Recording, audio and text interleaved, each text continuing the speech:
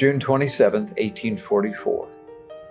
A mob stormed Carthage jail, shouting and shooting, their hearts bent on murder.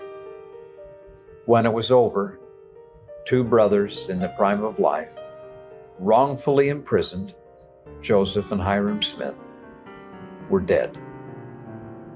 A short time later, the two martyred sons were taken home to Nauvoo, their families. Thousands lined the road in mourning as they passed. Their families grieved and awaited their return. They were taken down Main Street to the mansion house in Nauvoo, where friends prepared their bodies for viewing. A short time later, the family entered the room. Joseph's wife Emma attempted several times to cross the room to her husband, but each time she fainted. Finally, she was taken from the room with help. Mary Fielding came next. Quote, she trembled at every step and nearly fell, but reached her husband's body, Hyrum. A gushing, plaintive wail burst from her lips. Her grief seemed to consume her, and she lost all power of utterance. End of quote.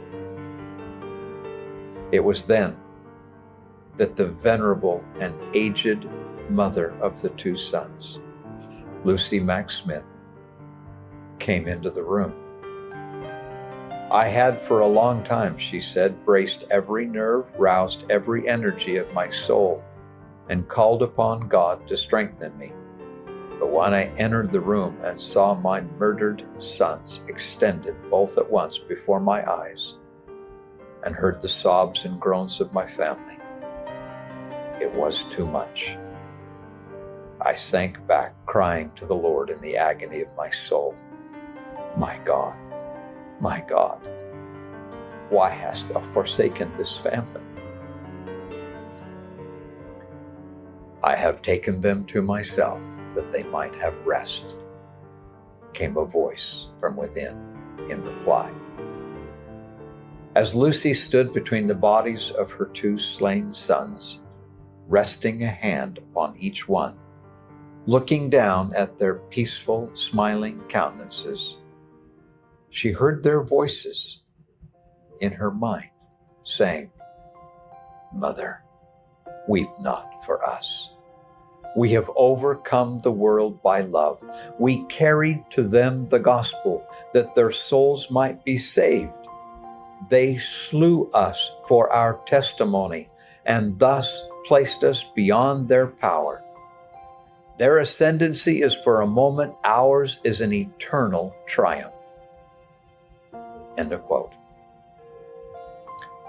1 month later, Lucy would lose another son because of the mobs, Samuel. 8 sons she had borne. 6 she had reared to manhood, and now only one remained. If ever there was a woman who had reason to curse God and wish to die, it was Mother Lucy Mack Smith. Life is so unfair, so cruel. But she didn't. Near the end of her life, Enoch Tripp came out from Salt Lake and paid her a visit there in Nauvoo. When Lucy learned that he was from Salt Lake, she reached up from her bed, put her arms around his neck, and kissed him, declaring that she could now die in peace, having seen someone from the valley. She told him that she wanted to go west too, but was prevented. She bade him give her love to Brigham, Heber, and all the other righteous saints, quote, for her heart was with them.